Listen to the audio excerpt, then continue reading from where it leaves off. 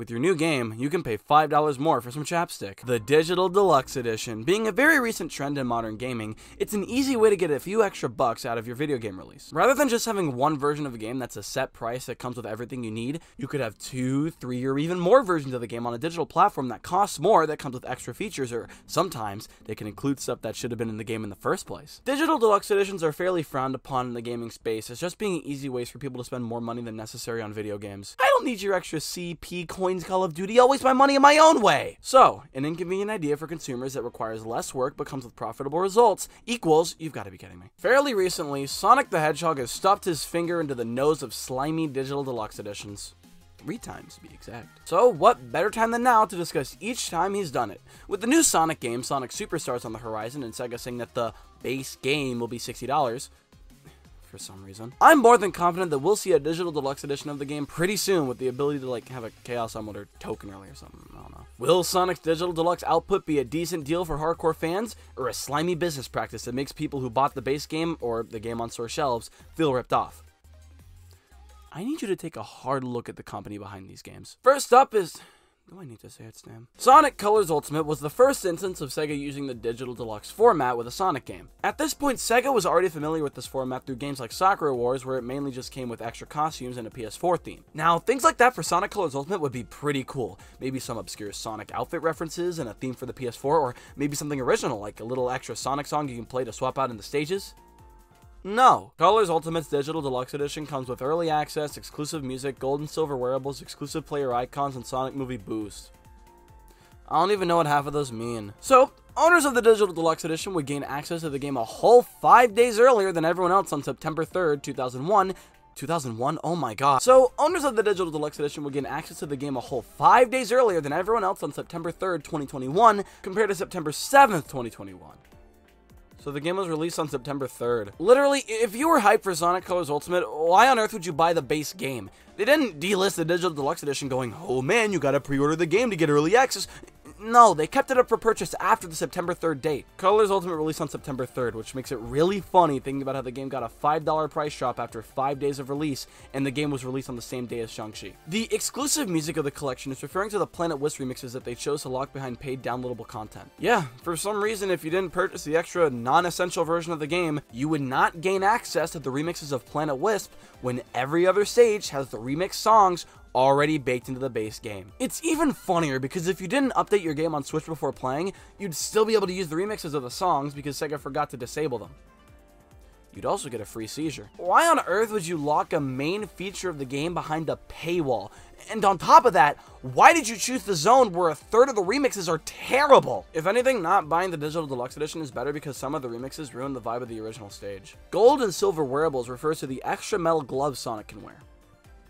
These are disgusting. Exclusive player icons. With this, you gain access to extra profile icons from the Sonic movie. It's really funny this is locked behind a paywall because since they cut the online leaderboards from the Wii version and the planned online multiplayer from this version, the only place you can see your icons is the offline-only single-player race with Metal Sonic. No, man, now nobody will know I was a sucker buying Sonic Parks and Rec JPEGs. I mean, if you want to fantasize having a coughing baby go up against an agile killing machine, be my guest. And finally, the Sonic Movie Boost. This refers to the aura and boost effect you can equip that gives Sonic the electric powers from the Sonic movie version of the character. This is actually a really cool addition, not gonna lie, and it's a really nice extra for the Sonic nerds out there who are likely gonna buy this version of the game.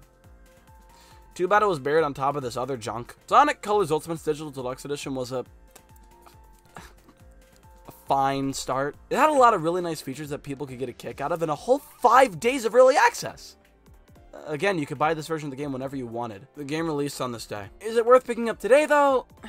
I mean, you were already picking up Sonic Colors Ultimate, so be my guest, I guess. While Sonic Colors Ultimate may have been just okay, from here on, it's all downhill. Especially since the next game is the bane of everyone's existence. Released on Sonic's 31st anniversary, Sonic Origins came with two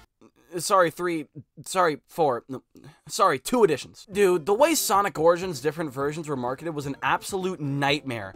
At first, it seemed like there were like 5 versions of the game that all came with their own stuff, until months later when Sega was like, oh, sorry, no, there were only 2 versions and the rest is just DLC. How did you not think this would cause confusion? Well, we have two versions of the game, the base one and the Digital Deluxe Edition. What does the Digital Deluxe Edition include? Sonic Origins Digital Deluxe Edition comes with bonus hard missions, additional music tracks, letterbox backgrounds, character animations, and island camera. I know what these mean now. The bonus hard missions are 3 extra renditions of previous missions now in different stages and 10 times harder. I still have yet to complete them and I plan to keep it that way till the day I die. This stage will be played at my funeral. Additional music tracks doesn't add music to the actual game unlike Sonic Colors Ultimate, but it rather adds music to the museum to listen to, which you can do by other means. It's nice that you can listen to Knuckles Chaotix's music in the museum, but it would be much cooler if we could actually have it playing in the game, but no. This is all we get. Although with the Digital Deluxe Edition, we do get extra animations of the other characters on the music menu by tapping the D-pad. This was $5. Letterbox backgrounds refers to the loads of wallpapers that you can add to the background while playing classic mode. Normally it's just this background with the rings, but now we have Amy Rose showing up in Sonic 1. See guys, it's like she's really there. Character animations and Island Tour go together for the most part. On the main menu where the islands that lead you to the games that you're about to play are, the Digital Deluxe Edition adds characters to the island, making them do funny things. Now, this is going to be a hot take, but I like this less than how the islands used to be. With the islands normally just having the critters and maybe a few badniks roaming around them, it made it seem like the character that you're about to play as was observing the island before entering it, like a POV shot of sorts. But now, with this, the illusion is gone, replaced with classic Sonic preparing to hit the whoa. But that's just the character animations. What does the Island Tour have to offer? Well, you get to zoom in on the island, of course. This was $5. Sonic Origins Digital Deluxe Edition is, to put it simply, not very good. There are very few things it adds that are actually really nice incentives for people who care that much, like 3 extra bonus missions and letterbox backgrounds, woohoo. But some of these feel like they should have been here from the start, like the island camera or the additional music tracks. I wouldn't say this is worth picking up if you're choosing between this and the base game. It's a $5 fee for a bunch of useless junk and a few cool things that you probably won't use for the most part to begin with. But what if a Digital Deluxe Edition actively hinders your gameplay experience? Well, thankfully we don't have to worry because Sonic Frontiers is here to answer the call. And NBA 2K23. For an extra $10 compared to the extra $5 with Origins and Colors Ultimate, Sonic Frontiers Digital Deluxe Edition includes a digital art book with the mini soundtrack, Amy's memory tokens, Chaos Emerald Vault keys, a portal gear, and Tims for Sonic to wear. The digital art book and mini soundtrack are pretty self-explanatory. They come in a separate app from the actual game and showcase concept art of Guardians and Islands, as well as most of the tracks playing during Kronos Island. Yes, finally, a way to play Movement 1 on my TV.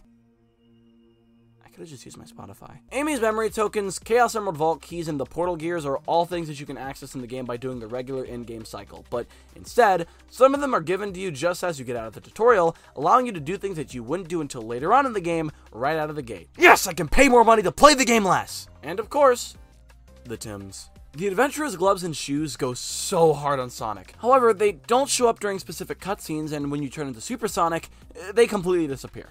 This goes for the rest of the costumes in the game as well, but since I'm paying extra $10, this stings even more. Speaking of those other costumes, for absolutely free, I could use a Santa Claus outfit, an outfit from Monster Hunter Freedom, and I could use the soap shoes from Sonic Adventure 2 before the newsletter deadline. Why do I have to pay $10 for something that clearly took less time to develop for and is certainly not as flashy? Especially since the other main things you get in this bundle are things that allow you to play less of the game.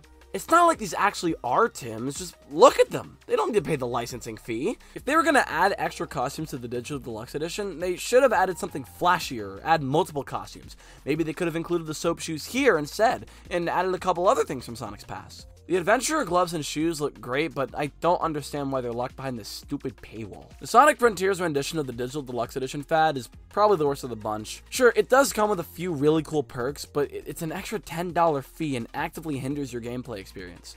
Unless you really want some funny looking Tims and a mini soundtrack with an art book, I'd say avoid this version of the game. And with that, we're all caught up on the Digital Deluxe status of the Sonic series. Unfortunately. Digital Deluxe Editions have always seemed stupid to me. If you're gonna make an extra version of the game, make it an actual worthwhile purchase instead of giving me extra Michael Jordan bucks. Instead of getting something cool like an extra little perk for hardcore fans, I get to obtain all the Chaos Emeralds by the time Sonic Frontiers begins. Hopefully the upcoming Sonic Superstars is able to learn from its predecessors and is able to have an actual decent Digital Deluxe Edition that isn't stupid, dumb, and stupid. Thankfully though, we can still buy our games physically and not worry about this Digital Deluxe fiasco. I've sneezed more interesting things than this.